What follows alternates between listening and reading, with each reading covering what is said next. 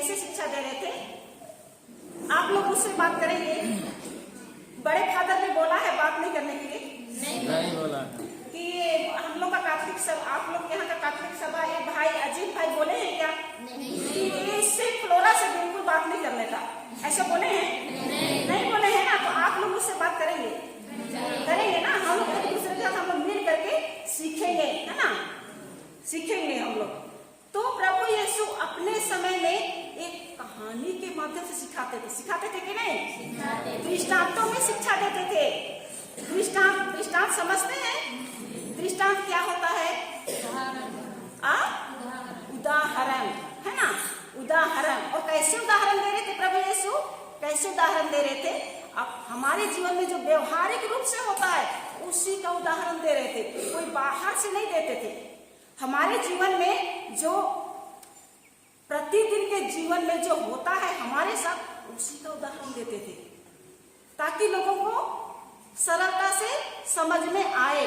उसमें भी कोई समझता था, कोई नहीं समझता था, है ना। सबको समझ में आता है? दृष्टांत सबको समझ में आता है? नहीं आता है ना। तो हम लोग आज वही एक दृष्टांत के बारे में हम सीखेंगे, है ना। एक साथ सीखेंगे हम लोग सबको, एक साथ सीखेंगे, है ना। एक साथ हम लोग सबको सीखेंगे ना। हाँ, तो इधर कोई किसान है? इधर किसान है कोई? कौन कौन किसान है? हाथ उठाइए। तो किसान कोई नहीं है? सब क्या करते हैं? अच्छा, इधर हम लोग को खाना मिलता है, वो जो चावल है ना, इधर भी चावल हम लोग को भी मिलता है। जैसे हम लोग छत्तीसगढ़ में चावल खाते हैं, खाना है ना, मंडी समझते हैं ना। हाँ, तो वो खाना खाते। वो धान को कौन उगाता है? तो आप लोग किसान नहीं, कहाँ से चावल खरीदते हैं? उगाते हैं ना। तो अभी आप लोग बोले कोई किसान नहीं है। अच्छा, हाँ, कोई बात नहीं, है ना। आप लोग सब किसान है ना। तो धान को कैसे बोते हैं? बताइए। तो धान को कैसा बोता है? हाँ, कैसे बोते हैं? एक बीज को लेते हैं, एक धान का बीज को लेकर कैसे गाड़ते हैं? दूसरा धान का बीज को लेकर कैसे गाड़ते हैं? तीसरा धान का बीज को लेकर कैसे गाड़ते हैं? क्या कैसे लगाते हैं धान? हाँ, कैसे लगाते हैं? वो भाई ने दिखाया, भाई बताइए। आप ये किसान है, आप बताइए। किसानी है, किसानी कैसे लगाते हैं धान? हाँ, के बाद उसको एकदम पानी और मिट्टी बराबर करके धान को कैसे करते हैं? ऐसे बोते हैं, है ना। ऐसे बोते हैं धान को। देखा है आप लोगों ने? ऐसे धान को ऐसा बोता है।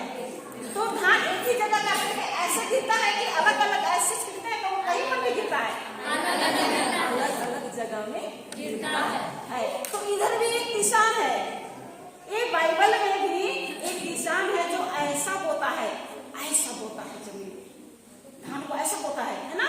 वो कहीं कहीं पर अलग अलग जगह में गिरता है।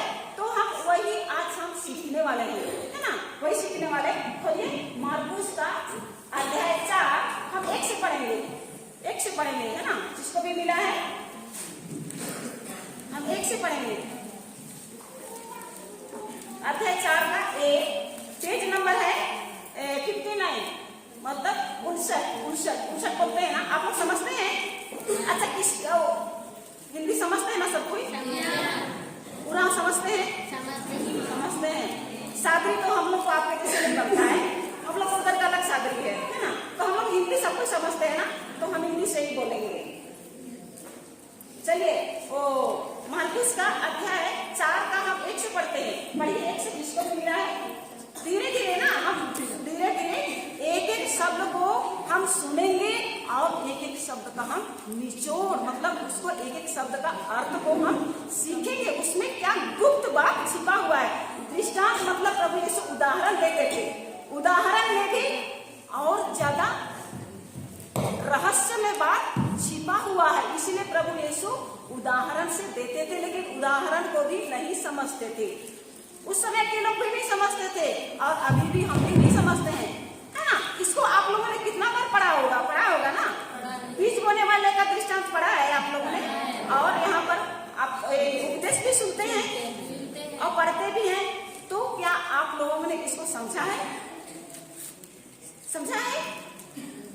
चलिए हम लोग एक साथ हम समझेंगे, है ना। चलिए मिला। तो मार्कुस का अध्याय 4 पद संख्या 1 से हम पढ़ेंगे, धीरे धीरे पढ़ेंगे और सब कुछ उनके पीछे दोहराएंगे। माइक लेके पढ़िएगा, है ना। चलिए। ईसा किसी दिन समुद्र के किनारे शिक्षा देने लगे और उनके पास इतनी भीड़ इकट्ठी हो गई कि वह समुद्र में एक नाव पर जा बैठे और सारी भीड़ समुद्र के तट पर बनी रही। उन्होंने दृष्टांतों में उन्हें बहुत सी बातों को शिक्षा दी। शिक्षा देते हुए उन्होंने कहा, सुनो, कोई बोने वाला बीज बोने निकला। बोते बोते कुछ बीज रास्ते के किनारे गिरे और आकाश के पक्षियों ने आकर उन्हें चुन लिया। कुछ बीज पथरीले भूमि पर गिरे, जहाँ उन्हें अधिक मिट्टी नहीं मिली। वे जल्दी ही उग गए, क्योंकि उनकी मिट्टी गहरी नहीं थी। सूरज चढ़ने पर वे झुलस गए और जड़ ना होने के कारण सूख गए। कुछ बीज कांटों में गिरे और कांटों में बढ़कर उन्हें दबा दिया। इसीलिए वे फल नहीं लाए। कुछ बीज अच्छी भूमि पर गिरे। वे उगकर फले फूले और 20 गुना या 60 गुना या 100 गुना फल लाए। अंत में उन्होंने कहा, जिसके सुनने के कान हो वह सुन ले। ये बिटिया है, ये बेटी है ना। ठक ठक ठक ठक ठक ठक पढ़ के चलिए, पार हो गया। और हम लोग पीछे दूर आए। किसी को समझ में आया? रेलगाड़ी की तरफ छक छक छक छक देखा जाए। आप लोग देखा ना, यहाँ पर पास में है। और इतना जोर से पढ़ेंगे पार, हम लोग भी पीछे से दूर आके पार हो गए। किसी को समझ में आया?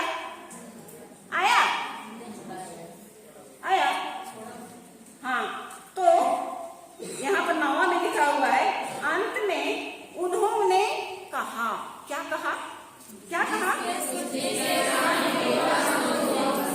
वह क्या करे? सुन ले। जिसके सुनने के कान हो वह सुन ले। इसका मतलब क्या है? उन दिनों किसी के पास हाथ था, किसी के पास हाथ, सबके पास हाथ नहीं था। ऐसे इसमें लिखा हुआ है, जिसके सुनने के कान हो सकता है सबके पास कान नहीं भी रहा होगा, बहरे रहे होंगे, है ना। बहरे, किसी के पास हाथ नहीं था होगा। जिसके पास आंख है उनके पास कान नहीं, जिसके पास कान है उनके पास हाथ नहीं। ऐसा था क्या? तो सबके पास हाथ था, सबके पास कान था।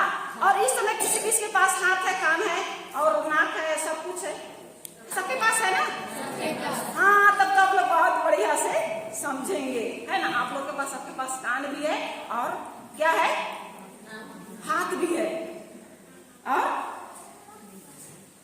तो प्रभु यीशु कहते हैं, जिसके पास सुनने के कान हो वह सुन ले।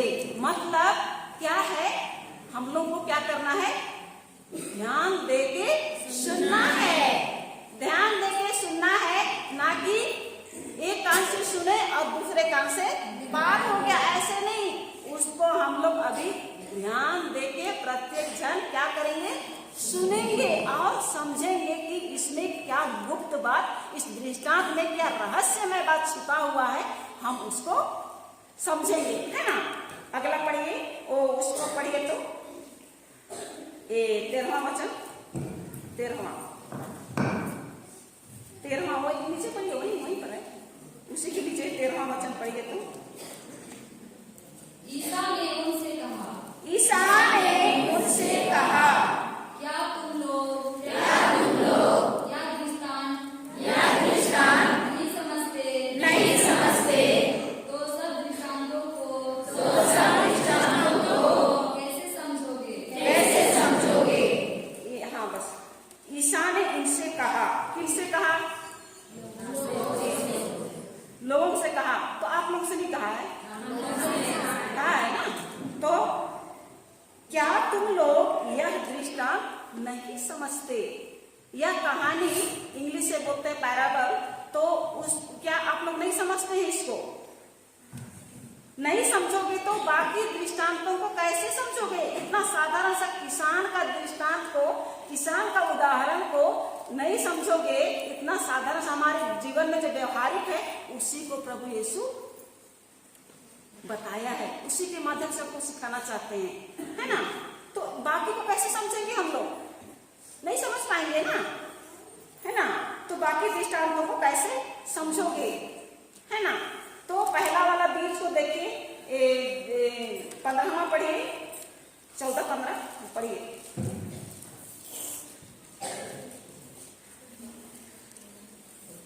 हाँ वही है। बोने वाला वचन होता है, जो रास्ते के किनारे है, जहाँ वचन बोया जाता है। ये वे लोग हैं जिन्होंने सुना है, परंतु शैतान तुरंत ही आकर वह वचन ले जाता है, जो उनके द्वारा हृदय में बोया गया है। बस, है ना। तो पहला बीज कौन से, पहला 4 प्रकार का भूमि है ना। इसमें हम लोग शुरू में नहीं बताई, तो अभी इसमें हम लोग को कहा गया है, हम लोग शुरू में सुने हैं कौन कौन सा भूमि है। सबसे पहला हाँ, कौन सा पहला भूमि है?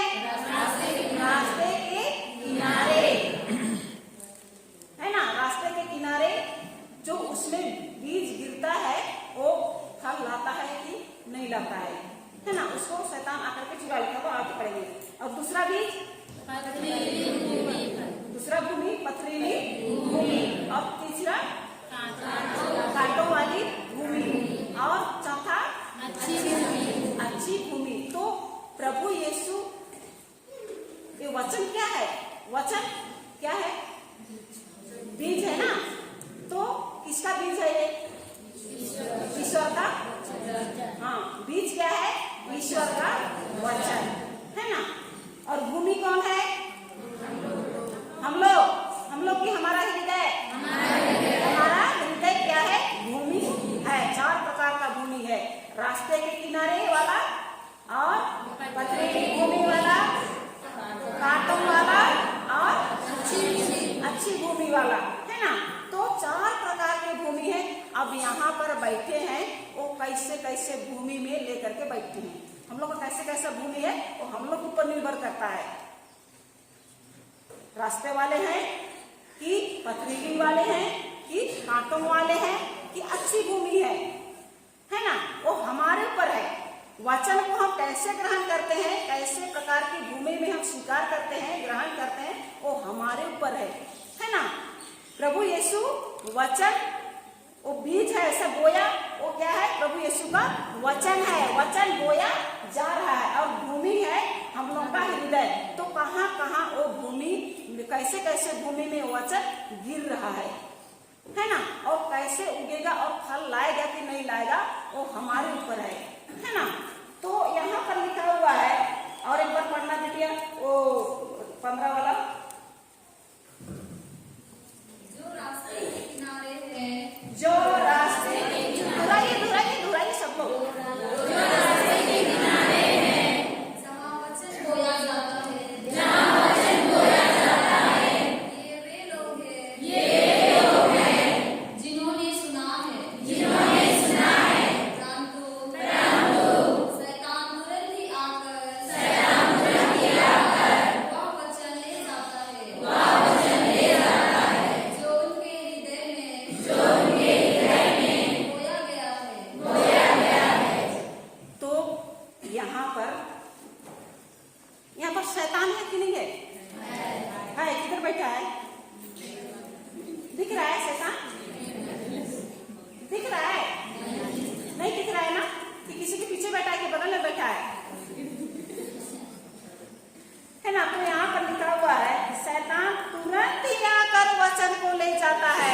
मतलब यहाँ पर आप लोग बैठे तो हैं, लेकिन पहला हम लोग प्रवचन में सुने हैं, सिस्टर बताई है, क्या बताई है कि यहाँ तो शरीर तो है यहाँ, लेकिन मन कहीं और है। घर जाकर के भी आप लोग आ सकते हैं। घर में अरे सुबह से ताला लगा करके आए हैं, कोई चोर तो नहीं घुस गया है ना, कोई अरे खाना तो रखा हुआ था, पता नहीं वो खराब तो नहीं हो जाएगा खाना, हम लोग यहीं पर हैं तो शाम तक खराब हो जाएगा, ऐसा कोई सोच रहा है? ऐसा सोच रहा है कोई माल बाजार भी घूम करके कोई शॉपिंग करके भी आ गया होगा, आए हैं बैठे बैठे, हो सकता है कि नहीं हो सकता है? हो सकता है ना।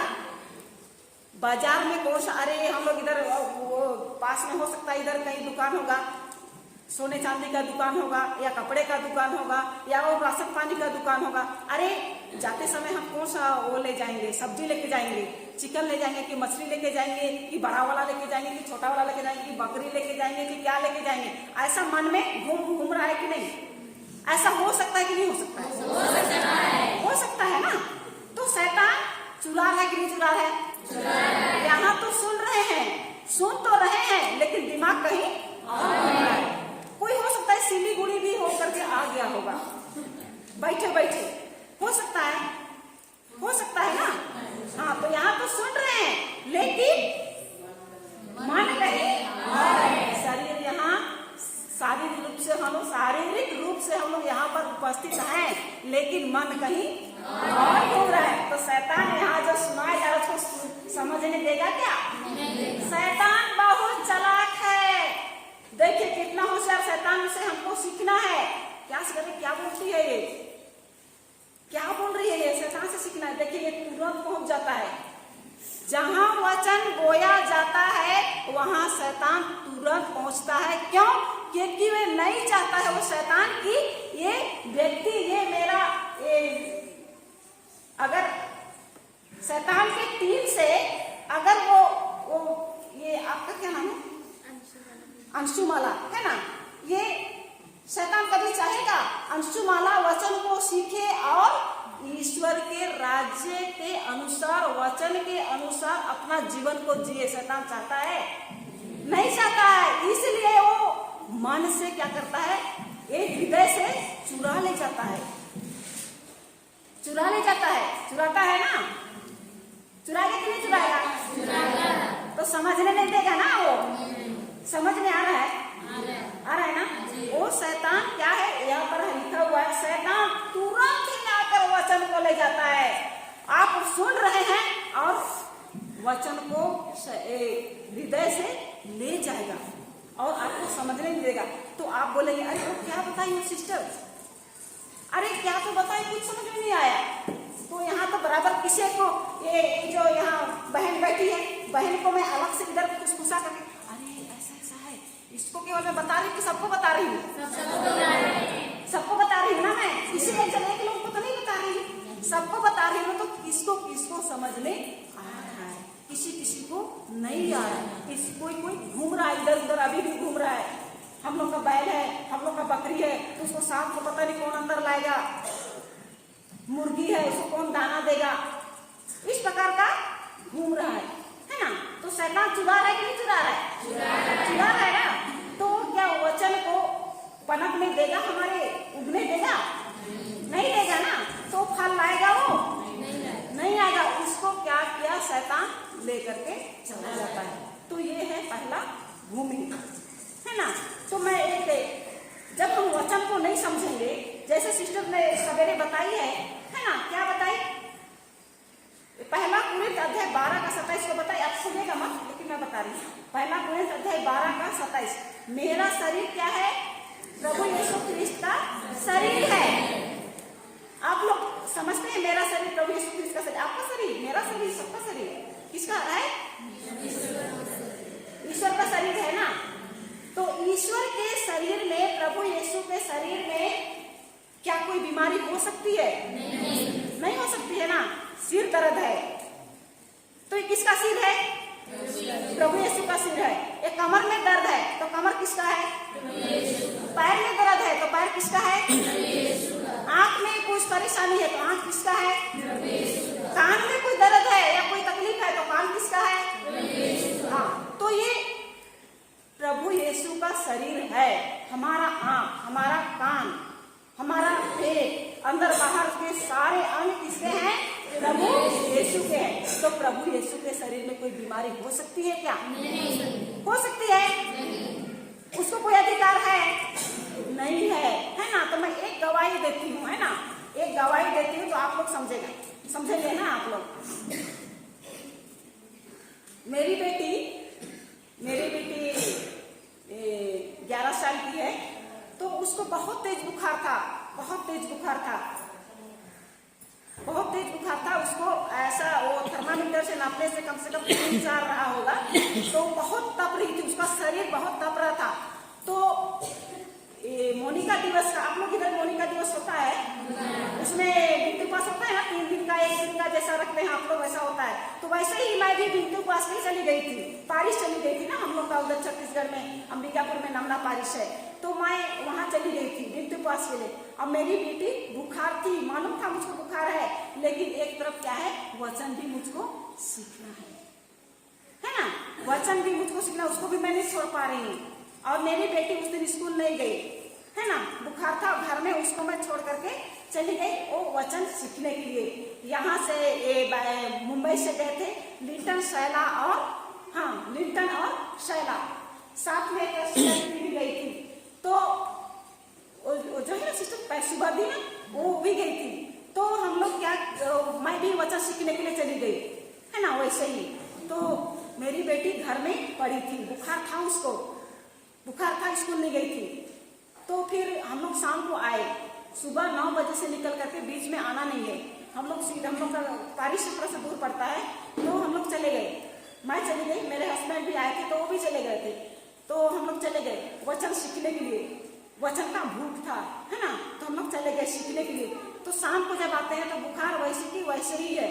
तो हम लोग शाम को संध्या प्रार्थना कर रहे थे किए, और वचन को हम लोग बोले, यही वचन उसको कैसे बोलना है, कल्पना करके बोलना है। मेरा शरीर प्रभु यीशु ख्रिस्त का शरीर है, और इस शरीर में, मेरे शरीर में बुखार की दुष्ट आत्मा का कोई अधिकार नहीं है ना, नहीं है। इसको समझना है, समझे, मैं समझी और मेरे पति भी समझे। और इसको हम लोग घर में आकर के, मेरी बेटी के लिए हम लोग, वो बुखार में तप रही है, तो हम लोग घर में आकर के प्रार्थना किए, प्रार्थना नहीं मतलब वचन बोले उसके लिए, वचन से प्रार्थना किए, है ना। उसका, मेरी बेटी का नाम है ईश महिमा खलखो, है ना, तो उसका ऐसा नाम लेकर के हम लोग बोले, मेरी बेटी का शरीर,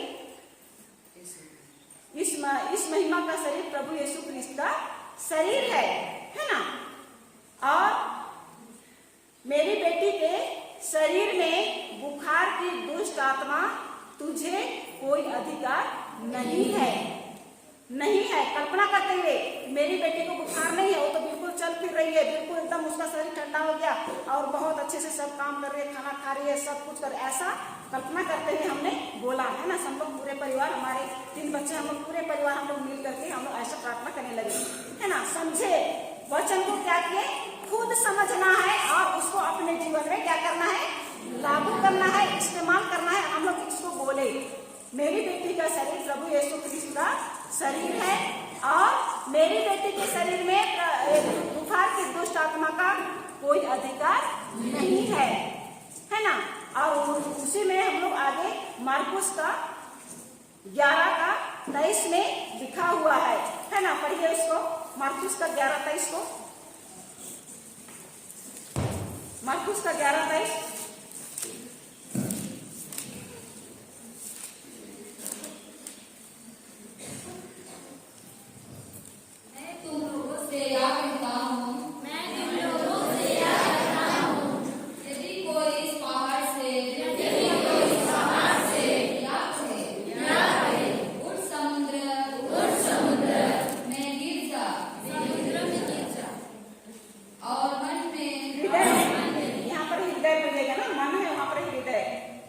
और हृदय में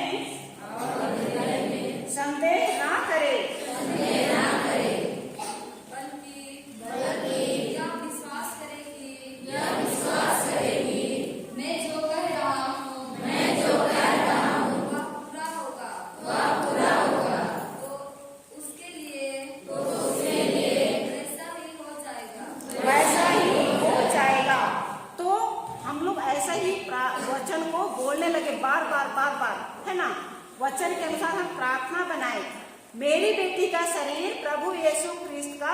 शरीर है और बुखार की दुष्ट आत्मा तुझे इस पर कोई अधिकार नहीं है।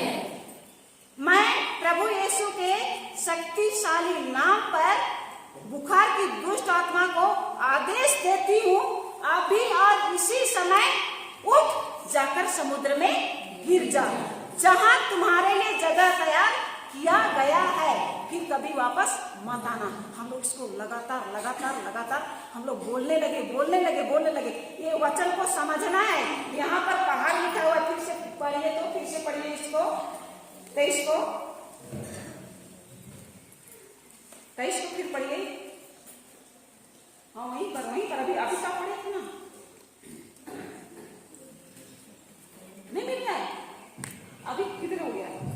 तो 23 किसको भी मिला है, पढ़िए किसको मिला है? मैं तुम लोगों से यह कहता हूँ, यदि कोई इस पहाड़ से यह कहे उठ समुद्र में गिर जा, और हृदय में संदेह ना करे, बल्कि यह विश्वास करे कि मैं जो कर रहा हूँ वह पूरा होगा। हृदय में संदेह नहीं करना है। बुखार में दिख रहा है आपको, जैसे मेरी बेटी का शरीर तप रहा था, बुखार में तप रहा था, दिख रहा है, हकीकत में दिख रहा है कि उसको बुखार है, उसका शरीर तप रहा है, फिर भी हम लोग वचन को बोल रहे हैं, वचन के अनुसार प्रार्थना कर रहे हैं। इसको जब हमने अभी जो बोली, इसको लगातार हम लोग बोल रहे हैं और कल्पना कर रहे हैं कि मेरी बेटी का बुखार उसके शरीर से चला गया है, निकल गया है, वो उसका शरीर बिल्कुल एकदम नॉर्मल हो गया है, और वह उठ करके जो लेटी थी उठ करके चल फिर रही है, अच्छे से खाना भी नहीं खा रही थी, तो अच्छे से खाना खा रही है, वो भूख लग रहा है उसको, ऐसा हम लोग कल्पना करने लगे। वो बिल्कुल स्वस्थ है, ऐसा कल्पना करते हुए बोलना है। तो इसको समझे, हम लोग समझे और कल्पना किए, तब ना हम बोलने लगे, है ना, कल्पना करने लगे कि मेरी बेटी को बुखार है ये नहीं है, वह क्या कर रही है, स्वस्थ है, बुखार से वो चंगी हो गई है, वो चल फिर रही है, सारा काम कर रही है वो, ऐसा हम लोग क्या कर रहे हैं, कल्पना करके हम लोग बोलने लगे। तो वचन को हमको समझना है। तो ये वचन को जब तक हम नहीं समझेंगे तो फल हमारे जीवन में कैसे आएगा, नहीं आएगा ना। तो वचन के अनुसार हम अपने परिस्थिति में जो बुखार है, समस्या है, उस समय हम कल्पना करके नहीं बोलेंगे, दर्शन देख करके नहीं बोलेंगे। दर्शन देखना मतलब कल्पना करना है ना, उसको जब तक नहीं बोलेंगे तो कैसे हम लोग अपने जीवन में इस्तेमाल करेंगे, नहीं हो पाएगा ना। समझना जरूरी है कि नहीं है? समझेंगे हम लोग तभी अपने जीवन में हम लागू करेंगे, है ना। होगा कि नहीं होगा? समझ रहे हैं ना। दूसरा गवाही, मेरा बेटा को क्या हो गया था, बवासीर। उससे बड़ा वाला जो मैं बता रही हूँ, वो बेटी, उससे बड़ा वाला क्या वो बवासीर हो गया था। बवासीर आप लोग जानते हैं ना। हाँ, तो उसको बवासीर था, शुरू था, उसको पता नहीं था कि बवासीर क्या होता है, मुझको भी नहीं मालूम। मतलब वो उसको क्या हुआ है, वो खुद बताया कि मम्मी इधर फोड़ा हो गया बोलता है, मतलब बुरा समझता है, पूरी समझते हैं। तो वो हो गया था, तो वो बोलता है मम्मी मेरा इधर में फोड़ा हो गया है मेरा बैठक में, ऐसा बोलता है। मैं बोली पकेगा तो ठीक है, पकने दो तो फिर हम दबाएंगे, दबाना तो निकलेगा। हम वो उसको भी नहीं मालूम कि बवासीर क्या होता है, ऐसे बोल रहा है। तो 3-4 दिन के बाद मैं पूछती हूँ कि ये तेरा फोड़ा पका कि नहीं, वो निकला कि नहीं थी? नहीं मम्मी, वो तो धीरे धीरे बड़ा हो रहा है। ऐसा दबने से क्या हो रहा है, वो मुलायम हो रहा है, वो पक नहीं रहा है, वो बड़ा हो रहा है, ऐसा बोलता है। तो मुझको समझ में आया कि ये बवासीर है ना, बवासीर है। तो हम लोग इसी वचन को बोलने लगे, मेरा बेटा का शरीर प्रभु यीशु ख्रिस्त का शरीर है, बवासीर की दुष्ट आत्मा तुझे मेरे बेटे पर कोई अधिकार नहीं है। अभी और इसी समय यीशु के शक्तिशाली नाम पर आदेश देते हैं, हम लोग पूरा परिवार बोले आदेश देते हैं, अभी और इसी समय निकल जा, उखड़ जा, जड़ से उखड़ जा और जाकर समुद्र में गिर जाए, फिर कभी वहां से कभी वापस मत आना इसके शरीर में। ऐसा हम लोग लगातार बोलने लगे और उसका 3-4 दिन में उसका बवासीर गायब हो गया, पूरा एकदम नॉर्मल हो गया। अब हम लोग डॉक्टर के पास भी नहीं गए, डॉक्टर के पास भी जाना नहीं पड़ा। डॉक्टर के पास जाते तो क्या क्या दवाई लिखता, पता नहीं कितना पैसा खर्चा होता कि नहीं होता ना। तो डॉक्टर के पास जाने से हम लोग, प्रभु यीशु ही तो हम लोग का सबसे बड़ा डॉक्टर है कि नहीं है? वैद्यों का वैद्य है, डॉक्टरों का डॉक्टर है ना। यदि हम विश्वास से हम वचन को बोलते हैं, समझ करके हम बोलते हैं, तो हमारे जीवन में कार्य करता है। और नहीं समझेंगे वचन को, हम नहीं समझेंगे, बिना समझेंगे इस वचन को आप बार बार बोलेंगे, नहीं समझेंगे तो ये कार्य नहीं करेगा। इसी को कहा है रास्ते वाला भूमि, है ना। तो समझना है, नहीं समझते हैं हम लोग, है ना। मैं भी नहीं समझ रही थी, पहले तो मैं प्रार्थना में थी, समझ दीजिए प्रभु यीशु, मेरे परिवार में ऐसे ही समस्या का समाधान कर दीजिए, बुखार है तो बुखार उसे चंगा कर दीजिए, तो कोई समस्या को कर दीजिए। हम लोग भविष्य की प्रार्थना में मैं बोल रही हूँ। जब मैं वचन को सीखी, शुरू में मुझको समझ में नहीं आया।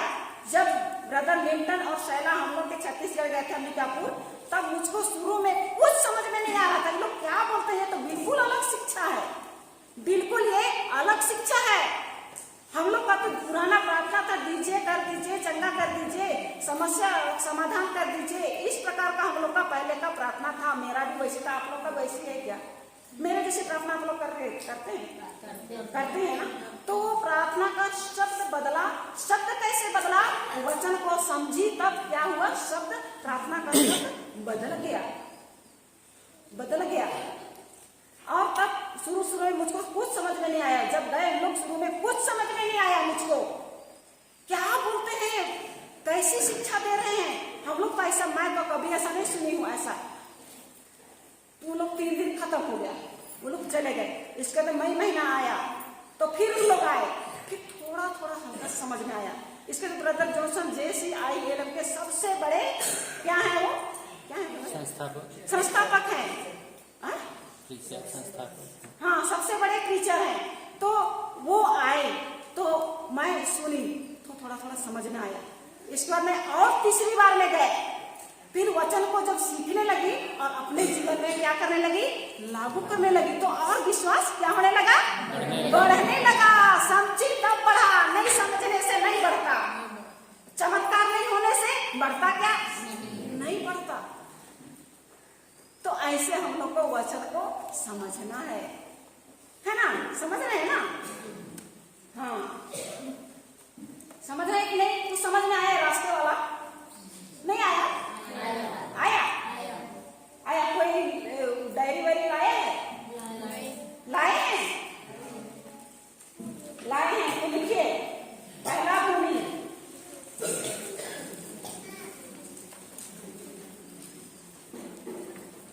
भूमि, खोले डायरी। हाँ, पहला भूमि, रास्ते के किनारे बीज। रास्ते के किनारे बीज, इसको हेडिंग डालिए, मत्ती अध्याय 13 का 19।